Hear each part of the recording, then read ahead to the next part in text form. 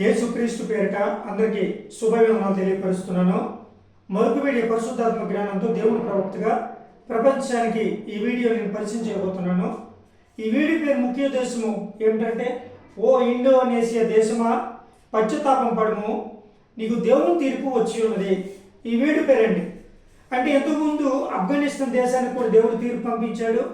అలాగే ఎందుకంటే నా దగ్గర లిస్టులో 70 దేశాలకు దేవుడు తీర్పు ఉందండి. కానీ 70 దేశాలకి తీర్పు ముందు ఒక విషయం మీకు నేను తెలియపరుస్తున్నాను. చాలామంది ఒక ఇద్దరు బ్రదర్స్ నాకు అడిగారు. ఏమని అడిగారంటే, మరి ప్రవక్త గారు, మరి దేవుడు మీకు ముందుగా ఎలా బయలుపరుస్తున్నాడు, ఒక్కో దేశం కోసం మీరు ఇలా తీర్పులు పంపిస్తున్నారు కదా అన్నప్పుడు నేను అతనికి ఏం చెప్పానంటే, సమాధానం ఏం చెప్పానంటే, మరి దేవుడు ఏది తెలియపరిస్తే అది నేను కాదు తీర్పు తీర్చేది, దేవాది దేవుడు యెహోవా తీర్పు తీరుస్తున్నాడు. అది యెషయా గ్రంథంలో మరి బైబిల్ వాక్యం చదివిస్తుంది, దేవుడే తీర్పు తీర్చేవాడు, ఆయనే శాసనకర్త అని.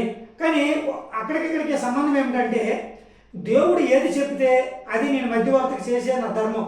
ఎందుకంటే ఆయన ప్రవక్తను కాబట్టి, వరల్డ్ ప్రేరు వారిని కాబట్టి, దేవుడు ఏది బయలుపరిస్తే అదే నేను చెప్తాను ప్రపంచానికి.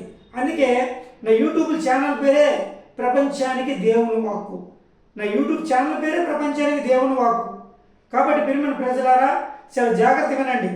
ఈ ఇండోనేషియా దేశానికి దేవుడు ఎందుకు తీర్పిచ్చాడు, అసలు ఏం జరగబోతుందని నేను గూగుల్లోకి వెళ్ళి ఇండోనేషియా దేశం కోసం గూగుల్లోన ఒక వీడియో విన్నానండి.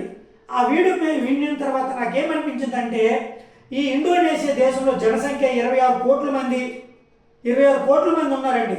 26 కోట్ల మందిలో మరి క్రిస్టియన్స్ చాలా తక్కువ ఉన్నారు. ఎందుకంటే ఇండోనేషియా దేశము సువర్త్కి ఆటంకల దేశం. ఇండోనేషియా దేశము సువర్త్కి ఆటంకల దేశంగా మరి ఇక్కడ తెలియబడుతుంది. కాబట్టి ఇక్కడ ఏ దేవుని పూజ చేస్తున్నారు ఎక్కువ అంటే, మరి బుద్ధుడిని పూజ చేస్తున్నారు. గౌతమ బుద్ధుడు, ఈ గౌతమ బుద్ధుడిని ఇక్కడ పూజ చేస్తున్నారని మరి అక్కడ ఇండోనేషియా దేశంలోన ఆ వీడియో నేను విన్నానండి. అందుకే దేవుని తీర్పు వచ్చిందండి. ఎందుకంటే వీళ్ళు హోదా అంతే 26 కోట్ల మంది ఇలా జనసంఖ్య ఉన్నారు. కానీ దేవుడికి యెహోవా దేవునికి వ్యతిరేకంగా వీళ్ళు జీవిస్తున్నారు. కాబట్టి వీళ్ళకి ఈ దేశానికి, ఇండోనేషియా దేశానికి అది తొందరలోనే దేవుడు తీర్పిచ్చాడు. కాబట్టి ఇక్కడ ఏం జరుగుతుంది, మళ్ళీ ఆ వీడియోలోనే ఒక విషయాన్ని నేను గ్రహించానండి. ఆ దేశంలోన, ఏ దేశంలో, ఇండోనేషియా దేశంలో అగ్నిపర్వతాలు, భయంకరమైన అగ్నిపర్వతాలు, పెద్ద పెద్ద అగ్నిపర్వతాలు ఉన్నట్లుగా నేను తెలుసుకున్నాను దేవుని ప్రవక్తగా. ఎందుకు ఆ అగ్నిపర్వతాలు దేనికి సాదృశ్యం అంటే, ఆ ఇండోనేషియా దేశంలోన మరి ఆ వీడియో విన్న తర్వాత ఆ వీడియో చెప్పిన వాళ్ళు మరి స్పీకర్స్ ఏమని చెప్తున్నారంటే, ఏ టైంలోనైనా సరే ఆ అగ్ని పర్వతాలు పేలే అవకాశం ఉంది అని చెప్పడం జరిగిందండి. చూసారా ప్రియమైన ప్రజలారా? అందుకే దేవుడు తక్షణమే దేవుడు ఆ దేశానికి తీర్పిచ్చాడు.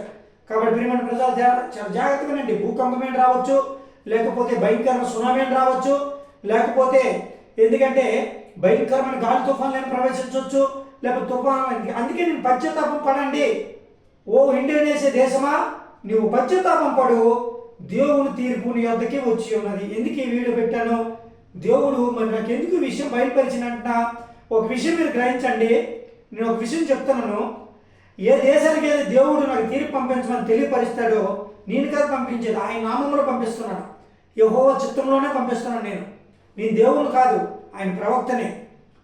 కాబట్టి ఏదైనా దేశంలోనికి భక్తుడా, ఈ దేశానికి నువ్వు తీర్పు పంపించు అన్నప్పుడు, సందేశం పంపించు, తీర్పు సందేశం పంపించు అన్నప్పుడు, నేను ఆ దేశం కోసము గూగుల్లోనే ఓపెన్ చేసి ముందు ఏంటి రహస్యము, దేవుడు ఎందుకు దీనికి తీర్పు ఇచ్చాడు ఈ దేశానికి అని ముందు నేను తెలుసుకున్న తర్వాతేనండి మీకు నేను వీడియో పెడతా యూట్యూబ్లో. కాబట్టి చాలా జాగ్రత్తగానండి. ఇంక పశ్చాత్తాపం పడమని దేవుడు బయలుపరుస్తున్నాడు. నేను చెప్తున్నాను పశ్చాత్తాపం పడండి అని. ఎందుకు చెప్తున్నానంటే, ఆయన తీర్పు ఇచ్చాడు. ఏ టైంలోనే సరే ఆ దేశం అంతమయ్యే అవకాశాలు ఉన్నాయని కూడా స్వచ్ఛతంగా ఆ వీడియోలోనే తెలుస్తుంది. కాబట్టి ఆ వీడియోలో తెలుస్తుంది, ఇండోనేషియా దేశంలో అది భయంకరమైన ఇవి ఉన్నాయండి. చెప్తున్నాను కదా, అగ్ని పర్వతాలు భయంకరంగా ఉన్నాయండి. నేను చూశాను దగ్గరతో ఒక 5-6 అగ్ని పర్వతాలు ఉన్నాయండి. అంత పెద్ద అగ్ని పర్వతము ఒక చోట్లోన వాళ్ళు చెప్పారు. కాబట్టి ఏ టైం అయినా సరే ఇది పేలొచ్చు పేలకపోవచ్చు అంటే ఇది ఖచ్చితంగా 100% పేలుతుంది. ఎందుకంటే దేవుని తీర్పు ఉంది కాబట్టి ఇది ఖచ్చితంగా 100% పేలుతుంది. పేలకుండా ఉండాలంటే వీళ్ళు మరి అక్కడ దేవుని యొక్క పశ్చాత్తాపం పడాలి, యెహోవా దేవుడు నిజమైన దేవుడిని ఒప్పుకోవాలి. ఇవన్నీ వాళ్ళు చేస్తారా? చేయరు. ఎందుకు చేయరు? అక్కడ బుద్ధుడిని పూజ చేస్తున్నారు. అక్కడ మినిమం మాట 14,000 బుద్ధుడి విగ్రహాలు అటు ఉన్నాయి. 18,000 ఎన్ని చెప్పారు బుద్ధుడి విగ్రహాలు ఉన్నాయని, ఆ బుద్ధుడినే నమ్ముకుంటారని మరి అక్కడ మరి ఇండోనేషియా దేశంలో తెలుస్తుంది. కాబట్టి ప్రియమైన ప్రజలారా చాలా జాగ్రత్త వినండి. ఏ టైంలో ఏం జరుగుతుందో తెలియదు. అందుకే దేవుడు ఎందుకు తొందరలో నాకు తీర్పు పంపించమన్నాడు? దేవుడు ఎందుకు నాకు తొందరలోనే ఆ దేశానికి హెచ్చరిక పంపించమన్నాడు? కారణం ఏంటంటే అక్కడ అగ్ని పర్వతాలు ఉన్నాయి. ఈ అగ్ని పర్వతాలకి దేవుని ఉగ్రతకి లింక్ ఉంది. ఒకవేళ కానీ ఆ దేశంలోనికి తుఫాను రాకపోయినా, ఆ దేశంలోనికి భూకంపం రాకపోయినా, ఆ దేశంలోనికి మరి భయంకరమైన తెగులు రాకపోయినా, లాస్ట్ ఫైనల్ ఒక తెగులు ఉంది కదా అగ్ని. నేను చెప్పాను కదా, ఒక వీడియోలో పెట్టాను కదా, 5 తెగుళ్ళు ఉన్నాయి. ఈ 5 తెగుల్లోన ఏ తెగులకైనా దొరికిపోతారు, ఏ దేశమైనా దొరికిపోతారని చెప్పాను కదా. 5 తెగుళ్ళు. ఒకటి ఉష్ణోగ్రత, ఒకటి యుద్ధములు, రెండోది తెగుళ్ళు, మూడోది గాలి తుఫాన్లు, నాలుగోది యుద్ధములు, ఐదోది ఉష్ణోగ్రత. చెప్పాను కదా. ఈ 5 తెగుళ్ళు దేవుని యొద్ద నుండి ఉన్నవండి. దేవుడు ఏ దేశానికి ఏ తెగులు పంపిస్తాడో తెలదు, ఏ దేశాన్ని ఆయన అంతం చేస్తాడో తెలదు.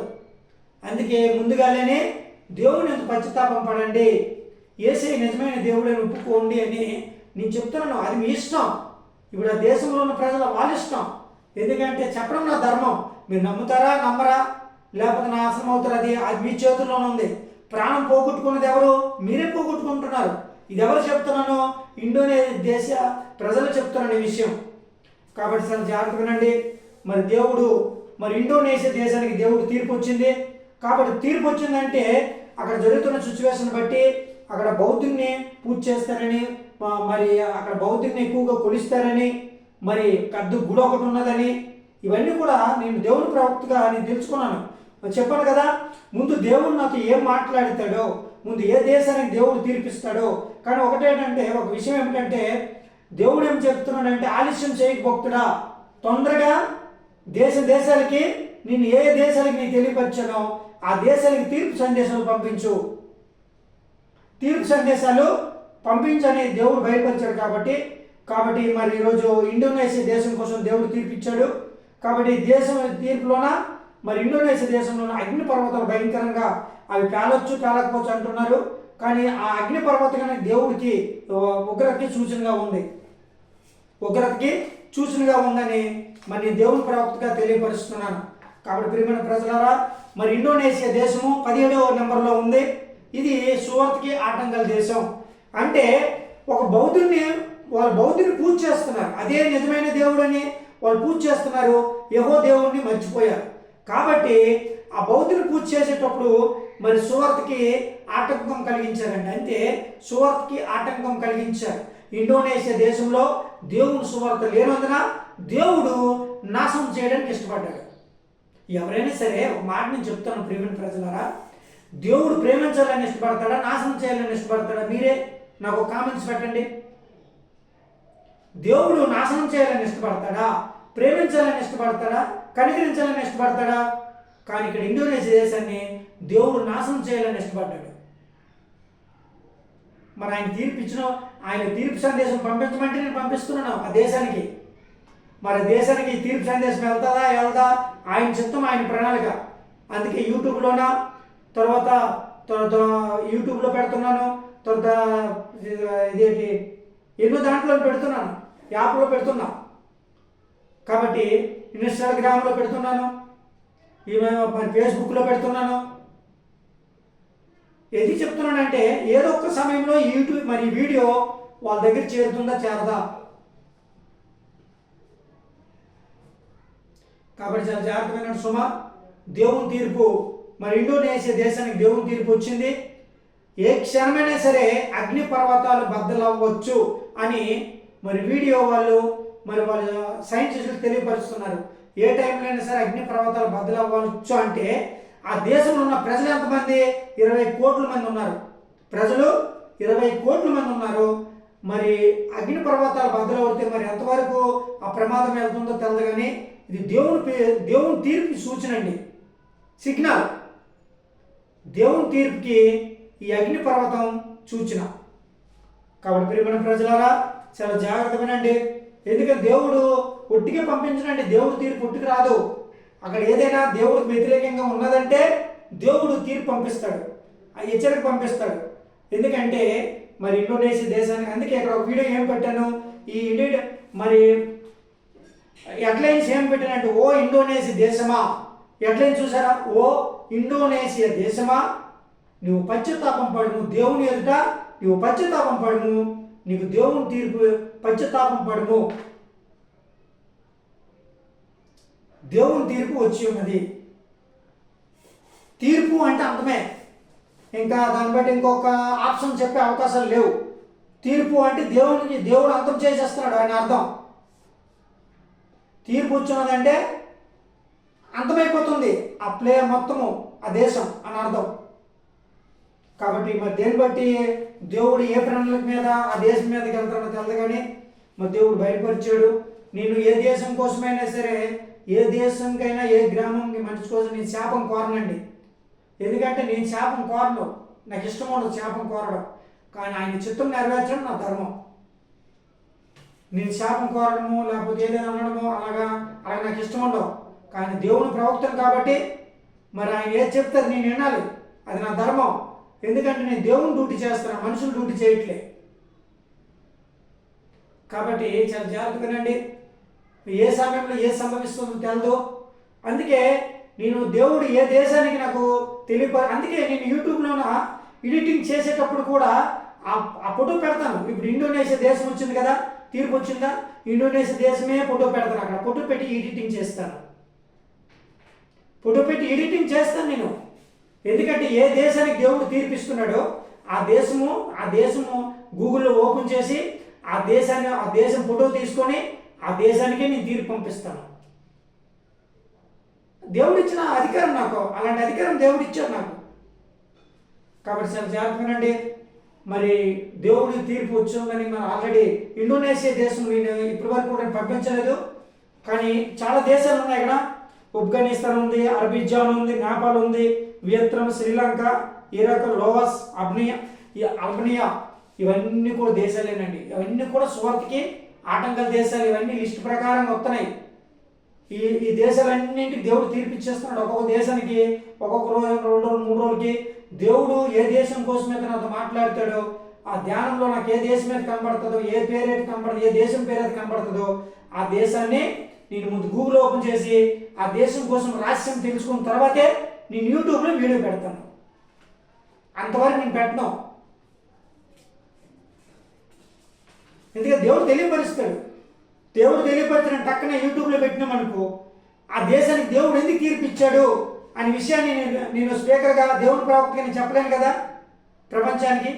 అందుకే దేవుడు పలానా దేశానికి నేను తీర్పు సందేశం పంపించు భక్తుడు అన్నప్పుడు ఆ దేశాన్ని గూగుల్లో ఓపెన్ చేసి ఆ దేశం కోసం తెలుసుకున్న తర్వాత అప్పుడు ఆ దేశంలో ఉన్న దేవునికి ఏదైతే వ్యతిరేకంగా ఉందో అది ప్రపంచానికి తెలియపరిచిందో ఆ దేవుని తీర్పు అని నేను తెలియపరుస్తాను. అర్థమవుతుంది కదా. అందుకే ఒక 2 బ్రదర్స్ నాకు మొన్న కాలంలో కాల్ చేశారు, ఫోన్ కాల్ కల్పించారు, మాట్లాడారు. ముందుగానే దేవుడు మీకు బయలుపరుస్తాడా అని నాతో ప్రవక్త గారు, మీకు ముందుగానే దేవుడు బయలుపరుస్తాడా, అసలు ఏంటి దేవుడికున్న మీకున్న బంధం ఏంటి అయినప్పుడు, బ్రదర్ మీరు వింటున్నారు కదా, ఈ వీడియో తప్పనిసరిగా వినవలసిందే. నాకు నాకున్న బంధం పరలోక బంధం. ఎందుకు పరలోక బంధం అంటే నా కోసం ఆయన సిలువలో మరణించి భయంకరమైన రక్తం కార్చాడు కాబట్టి ఆయన ప్రవక్తగా దేవుడు ఎన్నుకున్నాడు. ఆయన భక్తుడు నేను. అందుకే ఆయన ధర్మాన్ని, ఆయన చిత్తాన్ని నెరవేర్చడానికి నన్ను ఎన్నుకున్నాడు. కాబట్టి ఆయన చిత్తాన్ని, ఆయన నిబంధనని నా ద్వారా ఆయన ప్రపంచాన్ని తెలియపరుస్తున్నాడు. కాబట్టి మరొక విషయం అన్నారు, దేవుడు మీకు ముందుగానే బయలుపరుస్తాడా అన్నారు. కానీ దేవుడు ముందుగా బయలుపరుస్తాడు. బయలుపరిచిన తర్వాత నేను యూట్యూబ్లో ఎందుకు ఆ వీడియో పెడతానంటే ముందు చెప్పాను కదా, గూగుల్ ఓపెన్ చేసిన తర్వాత ఆ దేశం కోసం తెలుసుకున్న తర్వాత ఆ దేశం ఎందుకు దేవుని తీర్పు వచ్చింది ఆ దేశానికి అనే విషయాన్ని తెలుసుకున్నప్పుడే నేను వీడియో పెడతాను. ఆ వీడియోలో ఆ మాటలు చెప్తాను. కాబట్టి చాలా జాగ్రత్త సుమా. మరి ఏ ఏ టైంలో ఏం సంభవిస్తుందో తెలదు, ఎవరు ఏ టైంలో ఏ ప్రమాదం సంభవిస్తుందో తెలదు. ఎందుకంటే ఒక నాశనం అవ్వాలని నేను ఎప్పుడు కోరుకోనండి, దేవుని చిత్తమే నేను నెరవేరుస్తున్నాను. కాబట్టి అందరికీ యేసుక్రీస్తు పేరుగా శుభవందనాలు తెలియపరుస్తున్నాను.